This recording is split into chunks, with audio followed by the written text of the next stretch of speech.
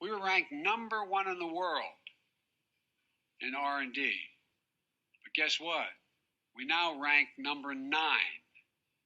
China was #8 in the world 3 decades ago. Now they're #2. All right, y'all, we back in the crypto world today. We got Joe Biden with big news. It's like he ready for an Amazon takeover, okay? We know the crypto market is down now, and it seems like they're trying to bring out the robots, algorithms, and drones to the market.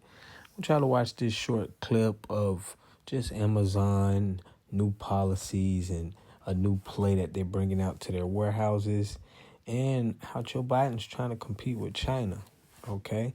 Let me know what you guys think. Don't forget to leave me a comment.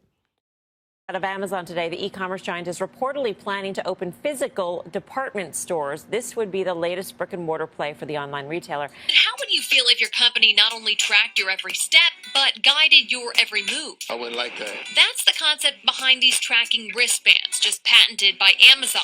The company says the device, which collects data on inventory, would improve the process for fulfillment associates. Using ultrasonic pulses, the wristband would track workers' hands, using vibrations to alert them to mistakes, such as putting an item in the... Columbus, Ohio. 7,000 construction jobs.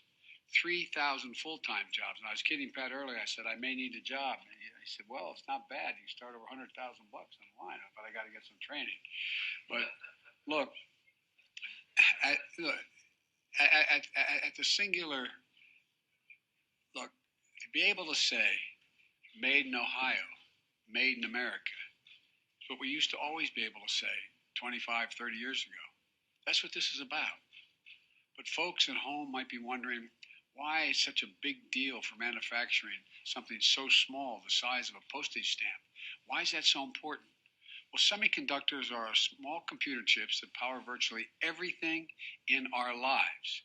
Your phone, your car, your refrigerator, your washing machine, hospital equipment, the internet, the electric grid, and so much more. And here's the deal. America invented these chips. America invented these chips. And federal research and development led to the creation of these chips. Taxpayer dollars. These chips helped power NASA mission to the moon. The federal investment helped bring down the cost of making chips to build a market and an entire industry. As a result, over 30 years ago, America had about 40% of global production.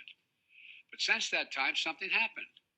American manufacturing, the backbone of our economy, got hollowed out.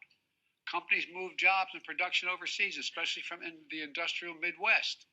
Decades ago, we used to invest 2% of our gross domestic product in research and development. Let me say it again. We invested 2% decades ago of our gross domestic product in pure. We were ranked #1 in the world in R&D. But guess what? We now rank #9. China was #8 in the world 3 decades ago. Now they're #2. And other countries are closing in fast. As a result, today, we barely produce 10% of the computer chips despite being the leader in chip design and research. We don't have the ability to make the most advanced chips right now. But today, 75% of the production takes place in East Asia. 90% of the most advanced chips are made in Taiwan. China is doing everything it can to take over the global market so they can try to outcompete the rest of us and have a lot of